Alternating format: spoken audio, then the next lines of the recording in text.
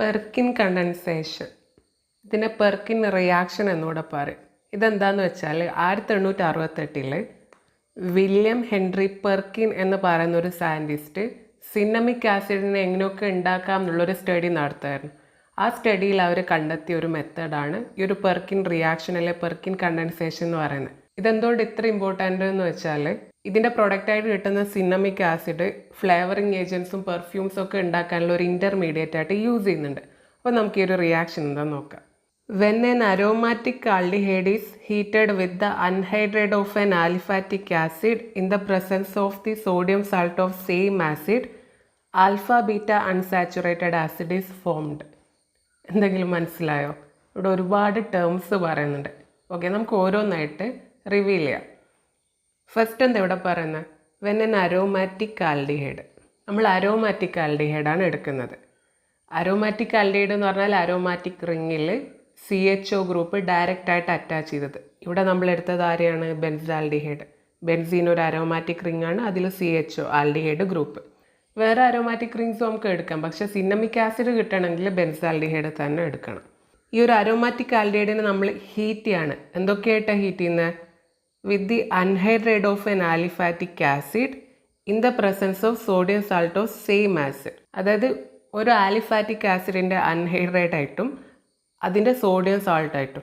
Aliphatic acid എന്ന് പറഞ്ഞാൽ open chain compounds, അതായത് ethanoic acid, propanoic acid, butanoic acid, carboxylic acid group വരുന്ന open chain compounds, അതാണ് aliphatic acid. Aliphatic ആസിഡിൻ്റെ അൺഹൈഡ്രേറ്റിനെയാണ് നമ്മളിവിടെ എടുക്കുന്നത്. അതേപോലെ ഏതൊരു ആസിഡിൻ്റെ അൺഹൈഡ്രേറ്റാണോ നമ്മളെടുത്തത് ആ സെയിം ആസിഡിൻ്റെ സോഡിയം സാൾട്ടും എടുക്കണം. അപ്പോൾ ഇവിടെ നമ്മൾ ഏതൊക്കെ എടുത്തത്? Acetic anhydrite. ഇത് അസറ്റിക് ആസിഡിൻ്റെ അൺഹൈഡ്രേറ്റ് ആണ്. അപ്പോൾ നമ്മൾ സോഡിയം സാൾട്ട് ഏതിൻ്റെ എടുത്തത്? അസറ്റിക് ആസിഡിൻ്റെത് തന്നെ. ഇത് നിങ്ങൾക്ക് ഒന്നുകൂടെ ക്ലിയർ ആയിട്ട് ഞാൻ പറഞ്ഞുതരാം. ഫസ്റ്റ് നമുക്ക് അസറ്റിക് ആസിഡിൻ്റെ കേസ് നോക്കാം. അസറ്റിക് ആസിഡിൻ്റെ അൺഹൈഡ്രേറ്റ് എന്ന് പറഞ്ഞാൽ രണ്ട് അസറ്റിക് ആസിഡ് മോളിക്യൂൾസ് കൂടിച്ചേർന്നിട്ടുള്ള ഒരു സ്ട്രക്ചറാണ്. അതെങ്ങനെയാണ് കൂടിച്ചേരുന്നത്? നിങ്ങൾക്ക് ഇവിടെ കാണാം. ഈ ബ്ലാക്ക് കളർ കൊടുത്തത് ഒരു അസറ്റിക് ആസിഡ് മോളിക്യൂളാണ്, ഈ പർപ്പിൾ കളർ കൊടുത്തത് രണ്ടാമത്തെ അസറ്റിക് ആസിഡ് മോളിക്യൂളാണ്. അത് തമ്മിൽ കൂടിച്ചേരും. എങ്ങനെയെന്നറിയോ? ഒരു അസറ്റിക് ആസിഡിലുള്ള ഹൈഡ്രോജൻ H+ ആയിട്ട് പുറത്ത് വരും, രണ്ടാമത്തെ അസറ്റിക് ആസിഡിൽ OH- ആയിട്ടും പുറത്ത് വരും. എന്നിട്ട് അത് തമ്മിൽ കൂടിച്ചേർന്നിട്ട് വാട്ടറായിട്ട് മാറും. എന്നിട്ട് ഇത് തമ്മിൽ ബോണ്ട് ഫോം ചെയ്തിട്ടാണ് അൺഹൈഡ്രേറ്റ് ഫോം ചെയ്യുന്നത്. അപ്പോൾ അസറ്റിക് ആസിഡിൻ്റെ അൺഹൈഡ്രേറ്റ് ആണ് അസറ്റിക് അൺഹൈഡ്രേറ്റ്. നമ്മൾ അസറ്റിക് അൺഹൈഡ്രേറ്റ് ആണ് എടുക്കുന്നതെങ്കിൽ മൂന്നാമതായിട്ട് ഇവിടെ എടുക്കേണ്ട ആൾ ഏത് ആസിഡിൻ്റെ അൺഹൈഡ്രേറ്റ് ആണോ അതിൻ്റെ സോഡിയം സാൾട്ടോടെ നമ്മൾ എടുക്കണം. അതായത് ആ ഒരു റിയാക്ഷനിൽ മൂന്നാമതായിട്ട് എടുക്കേണ്ടത് ആരെയാണ്? Sodium acetate. അസറ്റിക് ആസിഡ് അതിൻ്റെ അൺഹൈഡ്രേറ്റ് ആണിത്, അതിൻ്റെ സോഡിയം സാൾട്ടാണിത്. അപ്പോൾ നമ്മൾ പ്രൊപ്പിയോണിക് അൺഹൈഡ്രേറ്റ് ആണ് ഈ ഒരു റിയാക്ഷൻ എടുക്കുന്നെങ്കിൽ നമ്മളപ്പോൾ സോഡിയം പ്രൊപ്പിയോണേറ്റ് ആണ് സോഡിയം സാൾട്ടായിട്ട് എടുക്കേണ്ടത്. പ്രൊപ്പിയോണിക് ആസിഡിൻ്റെ അല്ലെ പ്രൊപ്പനോയിക് ആസിഡിൻ്റെ സോഡിയം സാൾട്ട്. നിങ്ങൾ ഈ ഒരു റിയാക്ഷൻ നടത്താൻ അസറ്റിക് അൺഹൈഡ്രേറ്റ് എടുത്തിട്ട് അതേപോലെ സോഡിയം പ്രൊപ്പിയോണേറ്റ് ആണ് സോഡിയം സാൾട്ട് ഓഫ് ആസിഡായിട്ട് എടുക്കുന്നതെങ്കിൽ ഈ ഒരു റിയാക്ഷൻ നമ്മൾ ഉദ്ദേശിക്കുന്ന രീതിയിൽ നടക്കില്ല. അതാണ് ഇവിടെ പറയുന്നത്. ഇപ്പോൾ ക്ലിയർ ആയെന്ന് വിചാരിക്കുന്നു. നമുക്ക് ഒന്നുകൂടെ വായിച്ചു നോക്കാം. When an aromatic aldehyde is heated with the anhydride of an aliphatic acid in the presence of sodium salt of same acid. നമ്മൾ ഇത്രയും ഭാഗം കവർ ചെയ്ത് നമ്മൾ ആരൊക്കെയാണ് എടുക്കുന്നത്? അരോമാറ്റിക് ആൽഡിഹൈഡ്, ബെൻസാൽഡിഹൈഡ് ആണ് ഇവിടെ കാണിച്ച്. Anhydride of an aliphatic acid, acetic ആസിഡിൻ്റെ അൺഹൈഡ്രേറ്റ്, അതായത് അസറ്റിക് അൺഹൈഡ്രേറ്റിനാണ് നമ്മളെടുത്തത്. അപ്പോൾ നമ്മൾ സോഡിയം സാൾട്ട് ഓഫ് സെയിം ആസിഡാണ് എടുക്കേണ്ടത്. ഏത് അൺഹൈഡ്രേറ്റ് ആണോ അതിൻ്റെ കറസ്പോണ്ടിങ് ആയിട്ടുള്ള ആസിഡിൻ്റെ സോഡിയം സാൾട്ട്. അസറ്റിക് അൺഹൈഡ്രേറ്റ് ആയതുകൊണ്ട് അസറ്റിക് ആസിഡിൻ്റെ സോഡിയം സാൾട്ട്, അതായത് സോഡിയം അസിഡേറ്റ് എടുത്തു. ഇതിനെ മൂന്നിനെ നമ്മൾ ഹീറ്റ് ചെയ്യാണ് അറ്റ് 170 to 180 ഡിഗ്രി സെൽഷ്യസ്. അങ്ങനെ ഹീറ്റ് ചെയ്ത് ഇവിടെ ആരാ ഫോം ചെയ്യുന്നത്? Alpha beta unsaturated acid form ചെയ്യും. ഓക്കെ, ഇവിടെ നിങ്ങൾ നോക്കുക. ഈ റിയാക്ഷൻ കഴിഞ്ഞാൽ ഫോം ചെയ്യുന്ന പ്രോഡക്റ്റാണിത്. ഇത് സിന്നമിക് ആസിഡാണ്. മെക്കാനിസം കാണുമ്പോൾ എങ്ങനെയാണ് ഇത് കിട്ടിയെന്ന് നിങ്ങൾക്ക് മനസ്സിലാവും. അപ്പോൾ ഇവിടെ നിങ്ങൾ നോക്കിയാൽ ഇതാണ് COH group. Okay, COH group ഒരു ഫങ്ഷണൽ ഗ്രൂപ്പല്ലേ, അതുമായിട്ട് നേരിട്ട് അറ്റാച്ച് ചെയ്തിരിക്കുന്ന കാർബൺ ആൽഫ കാർബൺ ആയിരിക്കും. അത് കഴിഞ്ഞിട്ട് വരുന്ന ആൾ ബീറ്റ കാർബൺ ആയിരിക്കും, നമ്മൾ ഓൾറെഡി പറഞ്ഞു. അപ്പോൾ ആൽഫ ബീറ്റ ആ ഒരു കാർബൺസിൻ്റെ ഇടയിലാണ് ഡബിൾ ബോണ്ട് വന്ന്. അതുകൊണ്ടാണ് ആൽഫ ബീറ്റ അൺസാച്ചുറേറ്റഡ് ആസിഡ് എന്ന് പറയുന്നത്. അൺസാച്ചുറേറ്റഡ് എന്ന് പറഞ്ഞാൽ ഡബിൾ ബോണ്ടോ ട്രിപ്പിൾ ബോണ്ടോ ആവാം. ഇവിടെ ഡബിൾ ബോണ്ടാണ്. ഓക്കെ, സാച്ചുറേറ്റഡ് എന്ന് പറഞ്ഞാൽ സിംഗിൾ ബോണ്ട് മാത്രം ഒരു കോമ്പൗണ്ടിലുണ്ടാവും. അൺസാച്ചുറേറ്റഡ് കോമ്പൗണ്ട് എന്ന് പറഞ്ഞാൽ അതിൽ ഡബിൾ ബോണ്ടോ അല്ലെങ്കിൽ ട്രിപ്പിൾ ബോണ്ട് അല്ലെങ്കിൽ രണ്ടോ, അറ്റ്ലീസ്റ്റ് ഒരു ഡബിൾ ബോണ്ട് അല്ലെങ്കിൽ ഒരു ട്രിപ്പിൾ ബോണ്ട് ഉണ്ടെങ്കിൽ ആ ഒരു കോമ്പൗണ്ട് അൺസാച്ചുറേറ്റഡ് ആണ് എന്ന് നമുക്ക് പറയും. ഇനി നമുക്കിവിടെ ഇതിൻ്റെ മെക്കാനിസം നോക്കാം. ഓക്കെ, മെക്കാനിസം എളുപ്പം മനസ്സിലാവാൻ വേണ്ടിയിട്ട് ഞാൻ സോഡിയം അസറ്റേറ്റിനെ ഗ്രീൻ കളറിലാണ് റെപ്രസെൻറ്റ് ചെയ്തത്. അതേപോലെ അസറ്റിക് അൻഹൈഡ്രൈഡിനെ ഡാർക്ക് ബ്ലൂ കളറിലും ബെൻസാൽഡിഹൈഡിനെ ഓറഞ്ച് കളറിലാണ് റെപ്രസെൻറ്റ് ചെയ്തത്. അപ്പോൾ നമുക്ക് മനസ്സിലാവും എങ്ങനെയൊക്കെയാണ് ഇതിൽ ചേഞ്ചസ് വരുന്നതെന്നുള്ളത്. ഇപ്പോൾ ഫസ്റ്റ് സ്റ്റെപ്പിൽ എന്താ സംഭവിക്കുന്നത്? Formation of carbanion. ഇവിടെ കാർബാനിയോൺ ഫോം ചെയ്യുന്നത് ആരാണ്?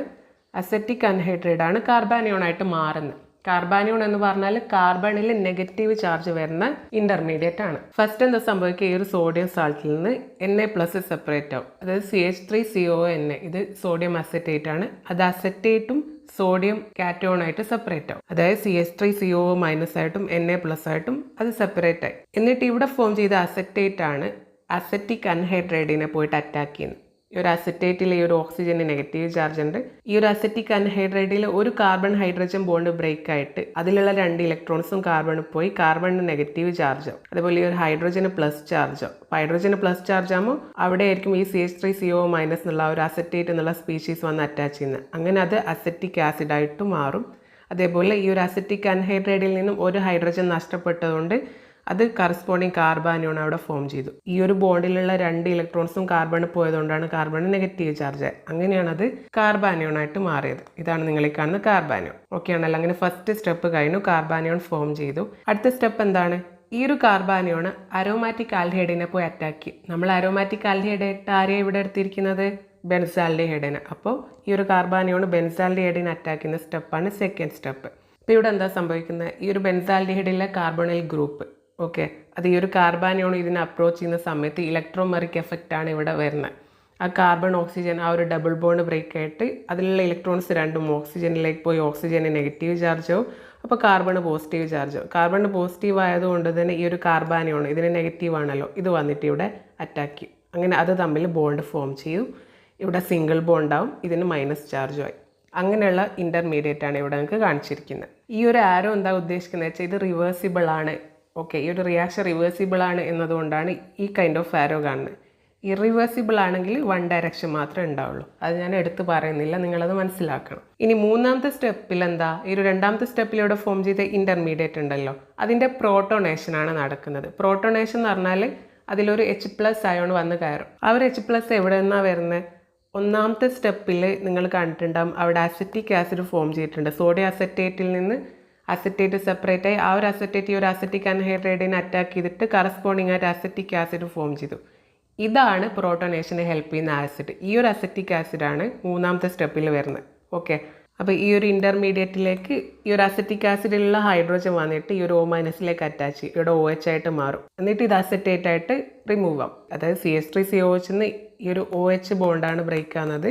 അതിൽ നിന്നും 2 ഇലക്ട്രോൺസ് ഓക്സിജനിൽ വന്നു, ഇതിന് നെഗറ്റീവായി ഇതിന് പോസിറ്റീവായി. ഇത് പോസിറ്റീവ് ആകുമ്പോൾ ഈ O- ഈ ഒരു പോസിറ്റീവുള്ള ഹൈഡ്രോജനായിട്ട് അറ്റാച്ച് ചെയ്ത് അങ്ങനെ കറസ്പോണ്ടിങ് ആയിട്ടുള്ള ഇൻ്റർമീഡിയറ്റ് ഇവിടെ ഫോം ചെയ്തു. അപ്പോൾ ബാക്കിയുള്ളത് അസറ്റേറ്റ്, അതവിടെ ഫ്രീ ആയിട്ട് റിലീസ് ചെയ്തു. ഇങ്ങനെ ഫോം ചെയ്ത ഇൻ്റർമീഡിയറ്റ് ആണ് ഹൈഡ്രോക്സി ആസിഡ് അൻഹൈഡ്രൈഡ്. എന്തുകൊണ്ട് ഇതിന് ഹൈഡ്രോക്സി ആസിഡ് അൻഹൈഡ്രൈഡ് എന്ന് പറയുന്നത്? ഇതൊരു അൻഹൈഡ്രൈഡ് ആണല്ലോ, നിങ്ങൾ കണ്ടല്ലോ അൻഹൈഡ്രൈഡ് ഫോം ചെയ്ത്. അതിൽ ഹൈഡ്രോക്സിൽ ഗ്രൂപ്പ് ഉണ്ട്, OH ഗ്രൂപ്പ് ഉണ്ട്. അതുകൊണ്ടാണ് ഹൈഡ്രോക്സി ആസിഡ് അൻഹൈഡ്രൈഡ് എന്ന് ഇതിനെ പറയുന്നത്. അങ്ങനെ നമ്മൾ മൂന്നാമത്തെ സ്റ്റെപ്പും കഴിഞ്ഞു. ഇനി നാലാമത്തെ സ്റ്റെപ്പ് നോക്കിയാലോ? നാലാമത്തെ സ്റ്റെപ്പ് എന്ന് പറഞ്ഞാൽ റിമൂവൽ ഓഫ് വാട്ടർ മോളിക്യൂളാണ്. ഹൈഡ്രോക്സി ആസിഡ് അൻഹൈഡ്രൈഡ് ഫോം ചെയ്തില്ല, അതിൽ നിന്നും ഒരു വാട്ടർ മോളിക്യൂളിനെ റിമൂവ് ചെയ്യുന്നു. അതായത് നമ്മൾ ഈ ഒരു റിയാക്ഷൻ ഹൈ ടെമ്പറേച്ചറിലാണ് നടത്തുന്നത്. 170 ഡിഗ്രി സെൽഷ്യസിൽ ഒരു വാട്ടർ മോളിക്യൂൾ അതിൽ നിന്ന് എലിമിനേറ്റ് ആവും. അപ്പം നിങ്ങൾ മൂന്നാമത്തെ സ്റ്റെപ്പ് നോക്കിയാൽ നിങ്ങൾക്ക് ഇങ്ങനൊരു സ്ട്രക്ചർ ഇവിടെ കാണാൻ പറ്റുന്നത്, ഹൈഡ്രോക്സി ആസിഡ് അൻഹൈഡ്രൈഡ്. ആ സെയിം സ്ട്രക്ചറാണ് ഞാനിവിടെ എഴുതിയത്. ഓക്കെ, ഈ ഒരു റിയാക്ഷൻ്റെ മെക്കാനിസം എളുപ്പം കാണിക്കാൻ വേണ്ടിയിട്ട് എന്ത് ചെയ്തു? ഈ ഒരു C ഡബിൾ ബോണ്ടോ CH3നെ ഞാൻ സിമ്പിളി ഈ ഒരു ഓക്സിജനെ താഴോട്ടായിട്ട് COCH3 എന്ന് എഴുതി. ഓക്കെ, അല്ലാതെ വേറെ വ്യത്യാസമൊന്നുമില്ല, ഇത് രണ്ടും സെയിം ആണ് ആൾക്കാർ. ഓക്കെ ആണല്ലോ? ഞാൻ ഇവിടെ COCH3 എന്ന് എഴുതിയെന്നേ ഉള്ളൂ ഈ ഒരു പാർട്ടിന്. അതുകൊണ്ട് നിങ്ങൾ കൺഫ്യൂസ്ഡ് ആവരുത്, രണ്ടും സെയിമാണ്. അപ്പോൾ ഇവിടെ എന്താ സംഭവിക്കുന്നത്? ഇവിടെ ഒരു OH ഗ്രൂപ്പ് ഉണ്ട്, അതുപോലെ അതിൻ്റെ തൊട്ടടുത്ത കാർബണിൽ ഒരു ഹൈഡ്രോജൻ ഉണ്ട്. അപ്പോൾ ഇവിടെ ഈ ഒരു OH ഗ്രൂപ്പിലുള്ള ഈ കാർബൺ ഓക്സിജൻ ബോണ്ട് അത് ബ്രേക്കായിട്ട് ഓക്സിജനിലേക്ക് ഇലക്ട്രോൺസ് രണ്ടും പോയി അതിൻ്റെ നെഗറ്റീവ് ചാർജും ഈ കാർബൺ ഹൈഡ്രോജൻ ബോണ്ട് ബ്രേക്കായിട്ട് ഇവിടെ വരും. അപ്പോൾ ഇവിടെ ഡബിൾ ബോണ്ട് ഫോം ചെയ്തു, ഇതിന് പ്ലസ് ചാർജും ആയി. അങ്ങനെ വരുമ്പോൾ ഈ ഒരു OHും ഈ ഒരു ഹൈഡ്രോജനും OH- H+ നമുക്ക് കൂടി ചേർന്നിട്ട് വാട്ടറായിട്ട് പുറത്തേക്ക് പോകും. ഇവിടെ ഡബിൾ ബോണ്ടുമായി. അങ്ങനെ ഫോം ചെയ്തിരിക്കുന്ന ഈ ഒരു സ്ട്രക്ചറാണ് അൺസാച്ചുറേറ്റഡ് അൺഹൈഡ്രേറ്റ്. ഇത് അൺഹൈഡ്രേറ്റ് ആണ്, അതിൽ അൺസാച്ചുറേഷൻ ഉണ്ട്. നേരത്തെ ഹൈഡ്രോക്സി ആസിഡ് അൺഹൈഡ്രേറ്റ് എന്ന് പറയുന്നത് ഇത് അൺഹൈഡ്രേറ്റ് ആണ്, അതിൽ ഹൈഡ്രോക്സിൽ ഗ്രൂപ്പ് ഉണ്ടായിരുന്നു. ഇവിടെ അൺസാച്ചുറേറ്റഡ് അൺഹൈഡ്രേറ്റ് എന്ന് പറയുന്നത് ഇതൊരു അൺഹൈഡ്രേറ്റ് ആണ്, അതിൽ ഡബിൾ ബോണ്ട് ഉണ്ട്. അതായത് ഒന്നുമില്ല, ഈ ഒരു കാർബണിൽ OHും ഈ ഒരു കാർബണിൽ ഹൈഡ്രജനും കൂടി ചേർന്ന് വാട്ടറായി മാറി പുറത്തേക്ക് പോയി ഇവിടെ ഒരു ഡബിൾ ബോണ്ട് ഫോം ചെയ്തു. അങ്ങനെയാണ് അൺസാച്ചുറേറ്റഡ് അൺഹൈഡ്രേറ്റ് 4ാമത്തെ സ്റ്റെപ്പ് ഫോം ചെയ്യുന്നത്.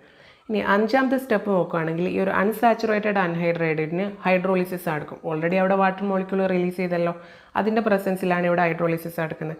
അപ്പോൾ എന്താ സംഭവിക്കുക, ഈ ഒരു അൺഹൈഡ്രേറ്റിലുള്ള ഈ ഒരു ബോണ്ടാണ് ബ്രേക്ക് ആവുന്നത്. ഈ വാട്ടറിന് എന്താ സംഭവിക്കുക, HOH ബോണ്ട് ബ്രേക്ക് ആയിട്ടുള്ള 2 ഇലക്ട്രോൺസ് ഈ ഒരു OHലേക്ക് പോയി ഇത് OH- H+ ആയിട്ട് മാറി. അതേപോലെ ഇവിടെയും ബോണ്ട് ബ്രേക്ക് ആയിട്ട് കാർബൺ ഓക്സിജൻ ബോണ്ട് ബ്രേക്ക് ആയിട്ട് 2 ഇലക്ട്രോൺസ് ഓക്സിജൻ ഇപ്പോൾ ഇതിന് നെഗറ്റീവും ഇതിന് പോസിറ്റീവായിട്ട് മാറി. അപ്പോൾ എന്താ സംഭവിക്കും, ഈ ഒരു H+ ഈ ഒരു ഓക്സിജനിൽ വന്ന് അറ്റാച്ച് ചെയ്യും. അതേപോലെ OH- ഈ ഒരു C ഡബിൾ ബോണ്ടോ ആ ഒരു പോസിറ്റീവ് ചാർജുള്ള കാർബണിൽ വന്ന് അറ്റാച്ച് ചെയ്യും. അങ്ങനെ അവിടെ കറസ്പോണ്ടിങ് ആയിട്ട് എന്തൊക്കെയാണ് ഫോം ചെയ്യുന്നത്, അസറ്റിക് ആസിഡും ഫോം ചെയ്തു. അതായത് ഈ പാർട്ട് അസറ്റിക് ആസിഡ് ഫോം ചെയ്തു, ഈ പാർട്ട് സിന്നമിക് ആസിഡും ഫോം ചെയ്തു. സിന്നമിക് ആസിഡ് ഒന്നുമില്ല, ഇത്രയും പാർട്ടിലേക്ക് ഒരു ഹൈഡ്രോജൻ ആറ്റം വന്ന് അറ്റാച്ച് ചെയ്യും. അങ്ങനെ സിന്നമിക് ആസിഡ് ഫോം ചെയ്തു. ഇതാണ് ഇതിൻ്റെ മെക്കാനിസം എന്ന് പറയുന്നത്. ഇത് 5 സ്റ്റെപ്പ് ഉണ്ട്, ഒരുപാടുണ്ട് നിങ്ങൾ വിചാരിക്കേണ്ട. ആക്ച്വലി ഇത് നിങ്ങൾ കണ്ടിന്യൂസ് ആയിട്ട് ചെയ്യുന്നെങ്കിൽ ഇത്രയൊന്നും ലെങ്ത് തോന്നില്ല. ഓരോ സ്റ്റെപ്പ് ഫോം ചെയ്ത ആളെയും നെക്സ്റ്റ് സ്റ്റെപ്പിൽ നെക്സ്റ്റ് ചേഞ്ച് എന്താണെന്ന് കാണിക്കാൻ ഇങ്ങനെ എടുത്തെടുത്ത് എഴുതിയത് കൊണ്ടാണ് നിങ്ങൾക്ക് ഒത്തിരി ഉള്ളതുപോലെ തോന്നുന്നത്. ഇത് ഒരുപാടൊന്നുമില്ല, മനസ്സിലാക്കി പഠിക്കുക. ആ ഒരു സീക്വൻസിൽ ഒരു 3-4 പ്രാവശ്യങ്ങൾ ഇതേപോലെ പറഞ്ഞ് പഠിച്ചാൽ മാറിപ്പോവില്ല.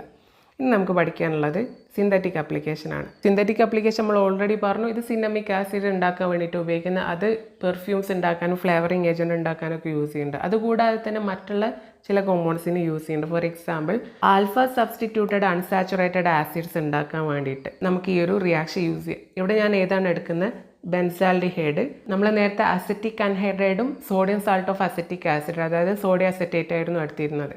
പക്ഷേ ഇവിടെ ഞാൻ എടുക്കുന്നത് എന്താ, പ്രൊപ്പിയോണിക് അൺഹൈഡ്രേറ്റും സോഡിയം പ്രൊപ്പിയോണേറ്റും ആണ്. ഓക്കെ, അങ്ങനെ കറസ്പോണ്ടിങ് ആയിട്ടുള്ള ആൽഫ മീഥൈൽ സിന്നമിക് ആസിഡാണ് ഫോം ചെയ്തത്. സിന്നമിക് ആസിഡ് ആണെങ്കിൽ ഇവിടെ ഹൈഡ്രോജൻ ആയിരുന്നു, പക്ഷേ ഇവിടെ CH3 ഗ്രൂപ്പ്, അതായത് പ്രൊപ്പിയോണിക് ആസിഡ് ആകുമ്പോൾ അതിലൊരു CH3 ഗ്രൂപ്പ് അഡീഷണൽ ഉണ്ടല്ലോ. അപ്പോൾ നിങ്ങൾ റിയാക്ഷൻ മെക്കാനിസത്തിൽ എഴുതി നോക്കിയാൽ നിങ്ങൾക്ക് ഈ ഒരു പ്രോഡക്റ്റാണ് കിട്ടും.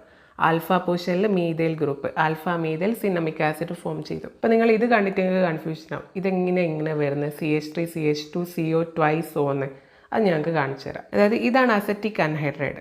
ഓക്കെ, ഇതിനെ നമുക്ക് മറ്റൊരു രീതിയിൽ കൂടെ എഴുതാം. സിംപ്ലിഫൈഡ് ആയിട്ട് നമ്മൾ എഴുതിയാൽ ഇത് CH3 ആണ്, ഇത് CO ആണ് അല്ലേ, ഇത് CO ആണ്, ഇത് CH3 ആണ്.